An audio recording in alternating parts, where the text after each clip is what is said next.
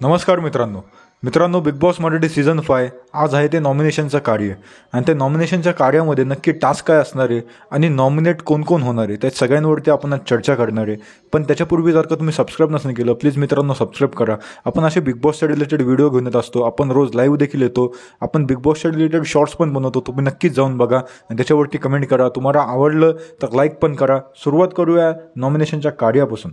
तर मित्रांनो नॉमिनेशनचं कार्य असं आहे की अंकिता आपण वाचून दाखवताना आपण बघतोय ज्या प्रोमोमध्ये त्याच्यामध्ये ती बोलते की असमाधानकारक कामगिरी करणाऱ्या सदस्यांना रद्दीत टाकायचे आहे. म्हणजे त्यांचे जे पण पॅम्पलेट काही ठेवलेले आहे त्यांच्या फोटोचे त्यांना ते फाडायचेत आणि ते एका डस्टबिन आहे तिथं ते टाकायचेत. त्या डस्टबिनमध्ये ते टाकायचे म्हणजे ते रद्दी साठीचे. म्हणजे अख्खा एक महिना गेला त्यांनी काहीच त्यांची कामगिरी नाही.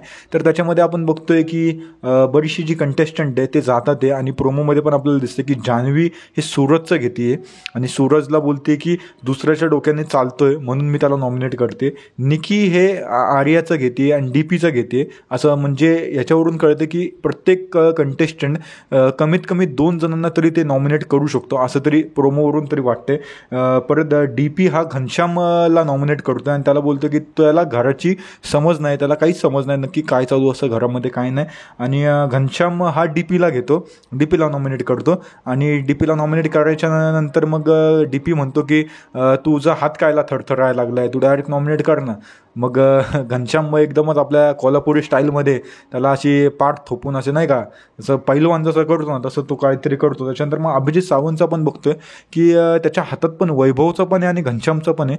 तर मित्रांनो ह्याच्यावरून असं समजते की नॉमिनेट जे झालेले कंटेस्टंट आहे तर मला तरी वाटते की घनश्याम हा तर कन्फर्म नॉमिनेटेड आहे आणि की टीम बीच्या सगळ्या सदस्यांनी त्याला टार्गेट केलेले. त्याच्यानंतर आपण सूरज पण बघतोय तर सूरजनी पण घनश्यामचाच चेहरा घेतलेला आहे नॉमिनेट करण्यासाठी.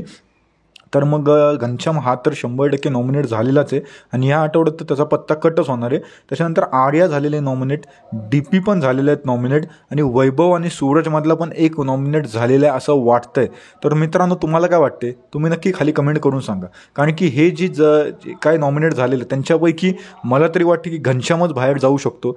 कारण की जे मागील जे नॉमिनेटेड जे कंटेस्टंट होते त्यांच्या पैकी कोणीच इकडं नॉमिनेशन्समध्ये नाही का परत एकदा हे झालेले आहेत नाहीत, ते सगळे सेव्ह झालेले आहेत. म्हणजे हे मागचे जे नॉमिनेशनचं जे कार्य घेतलं होतं ते फक्त आपल्या टाईमपास पुरतं घेतलं होतं का काय, म्हणजे एक प्रेक्षकांची फसवणूक केली का काय.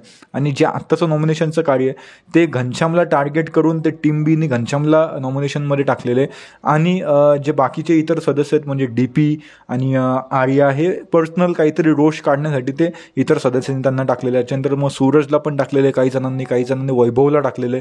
तर मित्रांनो तुम्हाला काय वाटतं तुम्ही नक्की खाली कमेंट करून सांगा की ह्या आठवड्यात कोण जाणार घराबाहेर. तुम्ही जर का सूरजचे फॅन असाल तर नक्की एक सबस्क्राईब करून टाका. कारण की आपल्या मराठी माणसाचे चॅनल आहे.